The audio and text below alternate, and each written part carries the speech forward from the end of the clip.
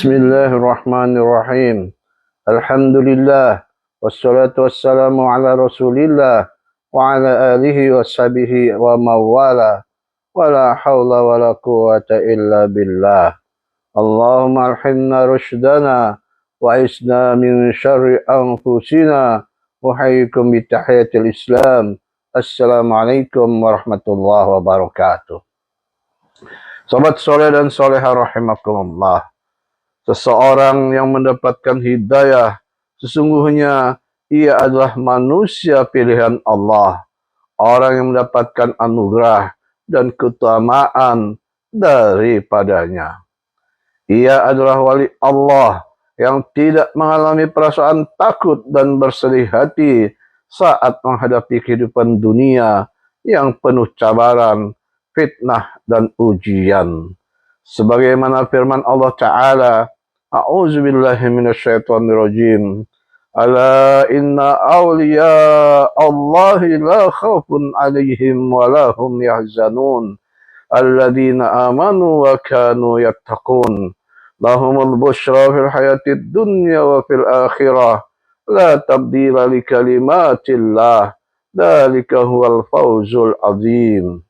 Ingatlah, wali-wali Allah itu tidak ada rasa takut pada mereka dan mereka tidak pula bersedih hati, yaitu orang-orang yang beriman dan senantiasa bertakwa. Bagi mereka berita gembira di dalam kehidupan di dunia dan di akhirat. Tidak ada perubahan bagi janji-janji Allah. Demikian itulah kemenangan yang agung. Al-Quran Surat Yunus ayat 62 sampai 64. Sobat soleh dan soleha rahimakumullah. Alhamdulillah, kita memuji dan bersyukur kepada Allah SWT yang telah membukakan pintu hati kita dan memberikan hidayahnya. Ini adalah sesuatu yang sangat luar biasa. Karena itu, bolehlah kita mengatakan bahwa kita adalah termasuk orang-orang yang dikehendakinya, orang-orang yang dipilihnya untuk menerima karunia dan kenikmatan yang luar biasa ini. Padahal kita bukan orang yang sebangsa dengan para nabi dan rasul. Juga ada jarak yang sangat jauh dalam masalah waktu dan zaman dengan mereka. Sebagian dari kita tidak berbahasa induk seperti bahasa Arab, bahasa yang digunakan oleh Rasulullah SAW dan para sahabatnya. Karenanya menjadi kewajiban untuk selalu bersyukur dan menjaga hidayah ini agar tidak hilang ditelan kenikmatan dan kemewahan dunia. Justru kita harus berusaha untuk terus menerus hidayah ini agar bertambah-tambah dengan tetap istiqomah di jalannya dan tidak tergoda bujuk rayu dan tipu daya setan dari kalangan jin dan manusia. Jangan mengkhianati Allah dan Rasulnya gegara harta benda dunia yang memperdayakan. Sahabat soleh dan soleha rahimakumullah, umumnya pengkhianatan itu terjadi karena manusia tidak tahan menghadapi ujian kekayaan, ambisius terhadap harta benda, kedudukan, jabatan, popularitas, dan sebagainya, yang membuat iman dan hidayah ini menjadi pupus dan hilang, bahkan sirna ditelan hubbud dunia. Allah SWT mengingatkan dalam firman-Nya, A'udzubillahi minasyaitonirrajim. Ya ayyuhalladzina amanu la takhunullah rasul wa takhunu amanatikum wa antum ta'lamun.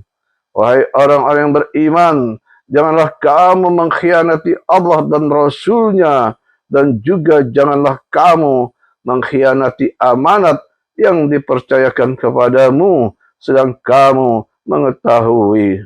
Al-Quran Surat Al-Anfal ayat 28. Sobat soleh dan soleha rahimakumullah, di dunia ini perihal harta dan anak-anak menjadi kesenangan tersendiri tentunya. Harta mempermudah urusan-urusan, anak menjadi penyejuk mata hati, pelanjut keluarga, dan dinasti. Karena itu manusia bekerja keras untuk menjamin keberadaan keduanya. Terkadang sampai lupa kepada aturan agama dan masyarakat, terjebak pada perbuatan yang tidak etis dan melanggar hukum serta syariat. Karena itulah Allah ingatkan bahwa semua itu hanyalah cobaan dan ujian hidup. Firman-Nya, A'udzubillahi minasyaitonirrajim.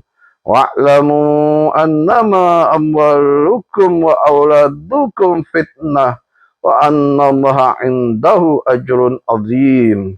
Dan ketahuilah bahwa hartamu dan anak-anakmu itu hanyalah sebagai cobaan, dan sesungguhnya di sisi Allah ada pahala yang besar. Al-Quran Surat Al-Anfal ayat ke-28. Cinta harta dan anak yang berlebihan membuat seseorang enggan memenuhi panggilan Allah dan Rasul-Nya karena takut atau kikir, sebab panggilan tersebut menuntut tanggung jawab dan pengorbanan. Dan ketahuilah, sesungguhnya di sisi Allah ada pahala yang besar, jauh lebih besar daripada harta dunia dan anak keturunan. Sobat soleh dan soleha rahimakumullah, Allah menutup seruan-seruannya bagi orang-orang beriman dengan seruan yang dapat memberi mereka petunjuk menuju jalan kebaikan dan kemenangan, bukan jalan kemungkaran dan pengkhianatan. Allah SWT berfirman, Ya ayyuhalladzina amanu in tattaqullaha yaj'al lakum furqana wa yukaffir ankum sayi'atikum wa yaghfir lakum wallahu dzul fadlil azim. Wahai orang-orang yang beriman, jika kamu bertakwa kepada Allah, niscaya Dia akan memberikan furqan, kemampuan membedakan antara yang hak dan batil kepadamu, dan menghapus segala kesalahanmu dan mengampuni dosa-dosamu. Allah memiliki karunia yang besar. Al-Quran Surat Al-Anfal ayat ke-29. Sobat soleh dan soleha rahimakumullah, dalam ayat selanjutnya Allah SWT menjelaskan, hai orang-orang yang beriman, jika kalian bertakwa kepada Allah dengan menjauhkan diri dari segala yang mengundang kemurkaannya dan dengan mentaatinya setiap saat, baik itu ketika kalian sedang sendiri maupun ketika dalam keramaian, maka Allah akan memberi kalian yang pertama, hidayah dalam hati yang dapat kalian gunakan untuk membedakan antara kebenaran dan kebatilan, kemenangan yang dapat meninggikan derajat kalian, jalan keluar dari syubhat-syubhat yang menggoyahkan jiwa, dan keselamatan dari segala yang kalian ikuti. Yang kedua, Allah akan menghapus kesalahan-kesalahan kalian, yaitu dengan menutupi kesalahan-kesalahan tersebut di dunia. Ketiga, mengampuni dosa-dosa kalian pada hari kiamat dengan kelembutan dan kebaikannya. Keempat, Allah akan memberi pahala yang besar bagi orang-orang yang bertakwa kepadanya dan lebih memilih keridaan Allah daripada hawa nafsunya. Sahabat soleh dan soleha rahimakumullah, ini semua merupakan karunia dari Allah yang Maha Pemurah bagi hamba-hambanya yang taat dan bertakwa, serta menjauhkan diri dari segala yang dapat mendatangkan kemurkaannya.